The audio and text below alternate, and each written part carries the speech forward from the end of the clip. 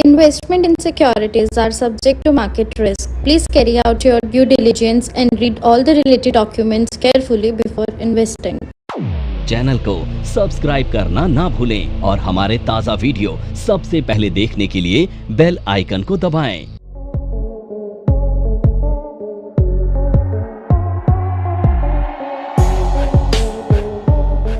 नमस्कार दोस्तों, दोबारा से आपके साथ जुड़ रहे हैं और ये हमारा एपिसोड सेकंड है जिसमें मैं आपको बताऊंगा कि शेयर ट्रेडर्स को कौन सा आईटीआर भरना चाहिए। मेरे पहले एपिसोड में आपको मैंने बता दिया कि क्यों आपको सही आईटीआर सेलेक्ट करना है, नहीं तो आपके चैलेंजेस बढ़ सकते हैं, आपकी समस्या का समाधान नहीं होगा, उल्टा और आपको हो सकता है नोटिस आ जाए इनकम टैक्स डिपार्टमेंट से।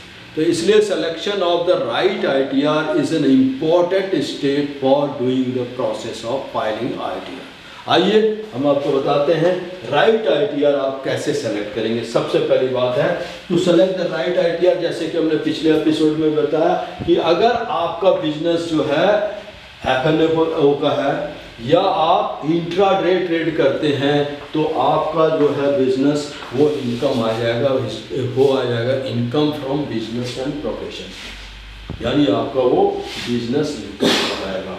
अब अगर आपका बिजनेस इनकम है तो आप कहेंगे सर इस इनकम से मुझे फ़ायदा क्या होने वाला, मैं आपको वो बताने जा रहा हूँ। तो अगर आपका इनकम आता है income from business and profession से, तो आपका बेनिफिट नंबर 1 है कि जो भी आप एक्सपेंसेस करते हैं, what ever is the expenses, वो सारे एक्सपेंसेस को आप सेटअप कर सकते हैं अपने प्रॉफिट के साथ। दूसरा बेनिफिट है अगर आपके पास ऑफिस रिलेटेड एक्सपेंसेस है, जैसे आपने ऑफिस सेटअप कर रखा है, ऑफिस में इलेक्ट्रिसिटी बिल खर्च हो रहा है, ऑफिस में स्टाफ की सैलरी जा रहा है, मेंटेनेंस एक्सपेंसेस है, चाय कॉफ़ी ब्ला ब्ला ब्ला, बहुत सारे एक्सपेंसेस हैं, वो सारे एक्सपेंसेस को भी आप यहाँ एडजस्ट कर सकते हैं। तीसरी बात है जो भी चीज़ें आप पे करते हैं, जैसे आपका एक्सपेंसेस है एसटीटी पे करते हैं, आप ब्रोकरेज देते हैं, कमीशन देते हैं, इंसेंटिव देते हैं, और कई बार आपका लॉस भी सेट हो जाता है। तो अगर आपका लॉस होता है एफएनओ से या आपका लॉस हो रहा है इंट्राडे से, तो उस केस में आप 4 साल से लेके 8 साल तक अपना सेटअप भी कर सकते हैं। तो you have an option of setting loss को सेटअप करने का फ्रॉम 4 years to 8 years। अब आप कहेंगे सर इसमें मेरा बेनिफिट क्या होगा? इसमें आपकी बेनिफिट्स ये होगा कि जो भी आप प्रॉफिट कमा रहे हैं वो कम हो जाएगा, आपका टैक्सेबिलिटी टैक्स जो है ड्रास्टिकली आप कोशिश करके देख लीजिएगा। अगर आपने पहले कोई रिटर्न फाइल किया है उसको अगर आपको लगता है कि बिजनेस एंड प्रोफेशन में दिखा के करें तो ड्रास्टिकली उसमें मेजर चेंजेस आ जाएगा और you will find that your आपका जो टैक्स है वो बहुत हद तक बचता है। उसके बाद आ जाते हैं नेक्स्ट स्टेप, अगर आपका टर्नओवर बहुत ज़्यादा नहीं टर्नओवर है, आपका 2 करोड़ से कम का सारा शेयर और ट्रेडिंग जितने भी करते हैं through out the year 2 crore से कम का करते हैं, तो आपके पास ऑप्शन है आप स्पेकुलेटिव। नमस्कार दोस्तों, मैं नेहा। अब बच्चों ने 12th के रिजल्ट्स ले लिए हैं, 12th में पास हो गए हैं, बहुत अच्छी परसेंटेज आ गई है, बट अब क्या करें? NIFM के बारे में जैसा आप लोग जानते ही हैं कि NIFM जो है वो बेस्ट इंस्टीट्यूट है जो फाइनेंशियल मार्केट, फाइनेंशियल अकाउंटिंग के कोर्सेज प्रोवाइड करता है, और हम लोग जो स्पेशलाइज्ड हैं वो अपनी प्रैक्टिकल नॉलेज के लिए है। आज मैं जिस कोर्स के बारे में बात करना चाह रही हूँ वो कोर्स है advance diploma in financial accounting, auditing and business taxation. जी हाँ, 12th क्लास में कॉमर्स बैकग्राउंड के स्टूडेंट्स अब क्या करें? अकाउंटिंग सेक्शन में अपना करियर बनाने के लिए आपके पास बहुत सारी अपॉर्चुनिटीज हैं। आज हर एक कंपनी 2 से 3 अकाउंटेंट को रिक्रूट करती है, और अगर हम बात करें बड़ी बड़ी कंपनीज की तो पूरे अकाउंट्स की एक टीम होती है जिसके अंदर 50 से 100 लोग काम करते हैं। हर सेक्शन के लिए, हर डिवीजन के लिए अलग अलग इंसान की जरूरत होती है, तो वो इंसान आप क्यों नहीं है? आप वो इंसान तभी बन सकते हैं जब आपके पास किसी डिग्री के साथ साथ कोई प्रोफेशनल क्वालिफिकेशन होती है। जी हाँ, वो ही प्रोफेशनल क्वालिफिकेशन आपको NIFM से मिलेगी। NIFM से कोर्स करने में आपको डिग्री के साथ जो प्रोफेशनल क्वालिफिकेशन मिलेगी वो सोने पे सुहागे का काम करेगी। इससे ये होगा कि जब भी आप नौकरी के लिए जाते हैं तो कोई भी चीज ऐसी नहीं है जो कि आपको रोक पाएगी। तो दोस्तों, मैं अपने एक कोर्स के बारे में आपको बताना चाहती हूँ। हम लोग के पास यहाँ एक कोर्स है जिस कोर्स का नाम है advance diploma in financial accounting, auditing and business taxation. ये 1 ईयर का कोर्स है जिसके अंदर 9 मंथ्स की आपको ट्रेनिंग दी जाती है प्लस 3 मंथ्स की आपको इंटर्नशिप दिया जाता है जो कि ऑन जॉब ट्रेनिंग होती है। हमारा जो कोर्स है उसके अंदर टोटल 10 मॉड्यूल्स होते हैं जिसमें accounting, GST, tally, ERP 9, companies act, payroll management, ESI and PF and MIS system, ये सारी चीजें आपको उसमें सिखाई जाएंगी। तो दोस्तों, फिर इंतजार किस चीज का है? प्लीज नीचे दिए गए नंबरों पर कांटेक्ट कीजिए। हमारे जो एक्सपर्ट्स हैं वो आपको आपकी जरूरत के अनुसार कोर्स गाइड करेंगे। ले लीजिए, और उसमें जो भी मान लीजिए आपने 10 लाख का ट्रेडिंग किया तो 10 लाख के ट्रेडिंग का आपको 6% ही टैक्सेबल होगा, तो कितना 60,000 आपका टैक्स बनेगा। That's all. ये टैक्सेबल होगा, टैक्स नहीं, ये आपका हो गया ट्रेडिंग, ये लायबिलिटी होगा टैक्सेबल, और इसके ऊपर जो टैक्स बनेंगे वो डिपेंड करेगा। तो सिर्फ 6,000 रुपये आपका टैक्सेबल। तो यहाँ पर ये ऑप्शंस भी है। और अगर मान लीजिए ये सारा इस तरह से ट्रेडिंग किया और अगर आपको एग्जेम्प्टेड हुआ तो ऐसे भी आपका 5 लाख तक तो टैक्स लगना, 4 लाख तक तो टैक्स लगना ही नहीं है। तो ये भी आपके ऑप्शंस आ जाएंगे। तो प्रेजेंटेड इनकम में ये बेनिफिट हो जाएगा। उसके बाद आता है ITR 2। अगर आप सेलेक्ट करते हैं तो याद रखिएगा ITR 2 आप तभी सेलेक्ट कर सकते हैं जब आपका शेयर कैपिटल गेन के अंदर में आता है। और कैपिटल गेन में आप 2 तरह के कैपिटल गेन को ले सकते हैं। एक होता है शॉर्ट टर्म कैपिटल गेन और एक होता है लॉन्ग टर्म कैपिटल गेन। तो यहाँ पे आपको डिसाइड करना है कि आपको कौन सा सही ITR होगा जिसमें आपके मैक्सिमम टैक्सेस बच सकते हैं, और तभी आप आगे जाइए। एक बार प्लान कर लीजिए अपने ITR को और फिर उसके हिसाब से आपको स्टेप्स को फॉलो करें। कैसे फाइल करेंगे? तो 2 तरीका है। या तो पोर्टल में जाइए, यू कैन गो incometax.gov.in पे, और वहाँ पर पोर्टल में डायरेक्टली अपना पैन नंबर डालिए, आपका यूज़र ID पासवर्ड डालिए, और उसके बाद आप लॉगिन कीजिए और वहीं से ऑनलाइन फाइल कर लीजिए। You can file online. नहीं तो आपके पास दूसरा ऑप्शन है कि आप ऑफलाइन टूल जो उनके पास पड़ा हुआ है उसको डाउनलोड कर लीजिए। पिछले साल जो रिटर्न आपने दिया है उसके बेसिस में आपको प्री फिल डाटा बनता है। प्री फिल डाटा है, इस प्री फिल डाटा को भी आप डाउनलोड कर लीजिए। उसके बाद आराम से बैठ के इसको बनाइए, अपने सारे इनकम्स को डिफाइन कीजिए। उसके बाद डिफाइन करने के बाद इसके प्रॉपरली चेक कर लीजिए कितना आपका टैक्सेबल इनकम बनता है, और फिर उसको चेक करने के बाद आप उसका एक जेसन फाइल बनाइए और फिर उसको आप अपलोड कर दीजिए।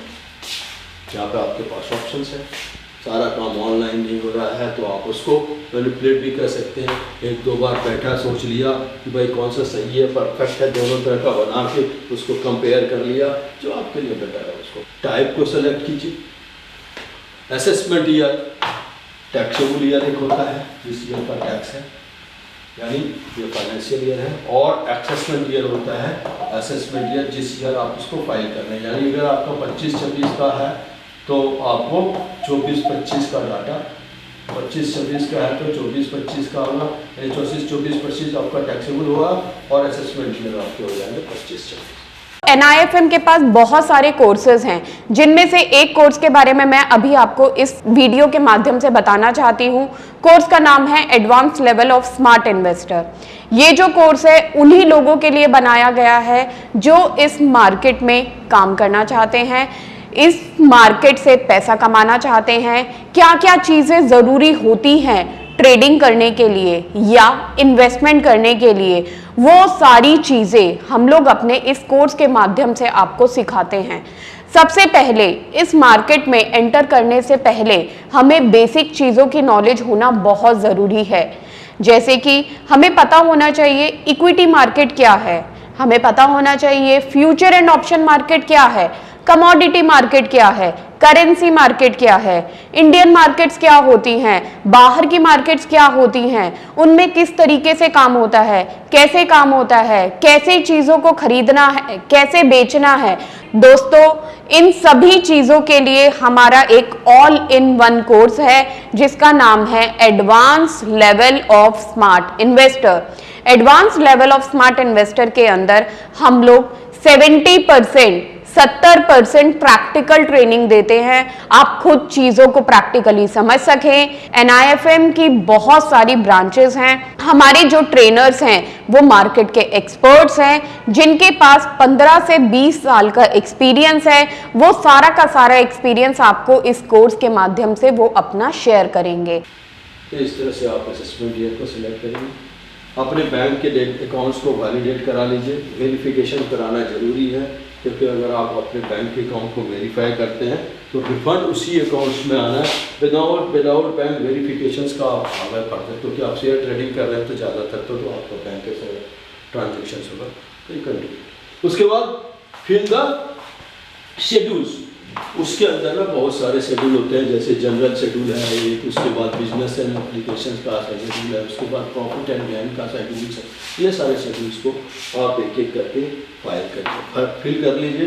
फिल करने के बाद कंप्यूट कर लीजिए, वैलिडेट कर लीजिए और उसके बाद आप उसको डाउनलोड कर लीजिए, अपलोड कर देंगे। तो this is what you can do it by using tools. E filing part B में आपको क्या करना है, जो भी क्लेम आपको लेना है इसको कहते हैं चैप्टर 6A। तो we have a chapter here, तो यहाँ पे हम चैप्टर 6A की मदद से 6A की मदद से ATC, ATD, ATE और ATG में अपने बेनिफिट्स को ले सकते हैं।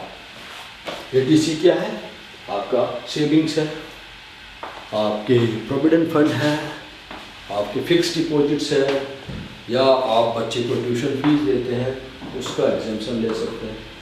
ATD में मेडिक्लेम का एग्जेम्पशन जो है वो आप ले सकते हैं। ATE में हायर एजुकेशंस के लिए जो आपने लोन ले रखा उसका एग्जेम्पशन ले सकते हैं। ATG में अगर आपने किसी को डोनेशन दिया, डोनेट किया है तो उसका भी आपको ये बेनिफिट्स मिलेगा। तो ये सारी चीज़ें आप यूज़ करेंगे। You can select the right step of getting the you can say कौन से राइट वे है आपका करने का, कौन से कैलकुलेशन कंप्यूटेशंस को अच्छी तरह से चेक कर लेंगे and then you can update. उसके बाद जो एक चीज़ याद रखिएगा, अगर आपका 10,000 से ये हमेशा ये इस चीज़ को गांठ बांध दीजिएगा कि अगर आपका टैक्स 10,000 से ज़्यादा का बनता है, एनुअल टैक्स अगर आपका टैक्स 10,000 से ज़्यादा का बनता है या 10,000 बनता है तो आपको ना उसको एडवांस टैक्स में जमा करा दीजिए, याद रखिएगा। नहीं तो क्या होगा, आपको कुछ इंटरेस्ट भी पे करना पड़ेगा उसके अगेंस्ट में, और फिर हो सकता है आपको वो रिस्ट्रिक्शन होता है 234, 34B 34C के अंदर में आपको अलग अलग तरह के इंटरेस्ट और पेनल्टीज देने पड़ेंगे। तो मेरी आपसे रिक्वेस्ट है कि अगर आपका लग रहा है कि इस साल मुझे 10,000 या उससे ज़्यादा का टैक्स भरना है तो आप उसको एडवांस टैक्स के कैटेगरीज में जाके एक चालान जनरेट होता है, उस चालान में आप चालान 280 चालान है उसको आप भर दीजिए और एडवांस सेल्फ असेसमेंट टैक्स उसमें डाल दीजिए। ये बेनिफिट आपको तब होगा जब आप रिटर्न करेंगे। फिर आप अपने चालान के बेसिस पर उसको बेनिफिट का क्रेडिट ले लीजिए, आपको जो आपने पे कर दिया। उसके बाद आप रिटर्न को सबमिट कीजिए। सबमिट करने के बाद आपको वेरिफिकेशंस के लिए 30 डेज होता है, या आपको इमीडिएट वेरिफिकेशंस करना है तो वहीं पे ऑप्शन होता है आपके आधार लिंक्ड मोबाइल नंबर पर OTP आएगा और उसको आप क्लिक करके उनसे सबमिट करेंगे। तो जो आपको बेटर लगता है तो उस प्रोसेस से आप इसको कर सकते हैं। तो this is what you can select. अब हम आपको बताते हैं कि आपको राइट ITR सेलेक्ट कैसे करना है। तो अगर आपने मान लीजिए ITR सेलेक्ट कर लिया, देखिए वैसे आपको रिटर्न कौन तरह का रिटर्न भरना है। अगर आप बिजनेस रिटर्न भर रहे हैं तो आपके पास रिटर्न भरने का ड्यू डेट होता है 31 अक्टूबर तक। अगर आपका ऑडिट है तो ऑडिट रिपोर्ट भी साथ में रहेगा, और अगर आप इंडिविजुअल रिटर्न भर रहे हैं तो उस केस में आपको 31 जुलाई तक का टाइम होता है। तो गवर्नमेंट आपको से वो आपका मार्च में एंड हो रहा है, 31 मार्च एंड होता है, तो 31 मार्च से लेके 31 जुलाई तक आपके पास टाइम है, आप उसको फाइल कर सकते हैं। टैक्स ऑडिट रूल जो है उसको फॉलो करना है, यानी फॉर्म 3C बनता है या 3CA 3-4 फॉर्म्स होते हैं, वो टैक्स ऑडिटर इसको आपको करके देगा। अगर आपको कोई लॉस होता है तो you have a benefit of carry forwarding the loss, तो ये भी आप यहाँ पे यूज़ कर सकते हैं इस प्रोसेस को। दोस्तों ये आपको एक एम्पल अमाउंट ऑफ टैक्स बचाने का तरीका भी मिलेगा यहाँ पे, और आपका रिटर्न सही हो इसके लिए आपको ध्यान देना पड़ेगा। तो दिस इज व्हाट ये सेशंस में हमने आपको बताया, रिटर्न भरना है। आपके पास 3 ऑप्शन है। अगर कोई क्वेश्चन हो तो आप प्लीज़ मेरे नीचे जो आपका है रिमार्क उसमें डाल दीजिएगा, I take it over there. आपके पास 3 ऑप्शन है। पहला है ITR 2 अगर आप कैपिटल गेन से हैं, दूसरा है ITR 3 अगर आप बिजनेस एंड प्रोफेशंस का इनकम दिखाना चाहते हैं, और चौथा है ITR 4 अगर आप स्पेकुलेटिव इनकम दिखाना चाहते हैं, इसको कहते हैं प्रिज्यूम्ड। तो आप अपने सही ITR को सेलेक्ट कर लीजिए। अगर आपका 2 करोड़ से कम है तो ऑब्वियसली इसको सेलेक्ट कीजिए, क्योंकि इसका सिर्फ 6% टैक्सेबल होता है, बाकी उसके ऊपर जो टैक्स बनेगा लायबिलिटीज़ के हिसाब से होगा। थैंक यू दोस्तों बीइंग विद अस, और मैं उम्मीद करता हूँ कि आगे आपको और भी अच्छी चीज़ें गाइड करूँ इस पर। लेकिन मेरे इस पर्टिकुलर पर अगर आपके कोई चैलेंजेस है तो आप रिमार्क में नोट डाल दीजिए, definitely I will connect to you. Thank you.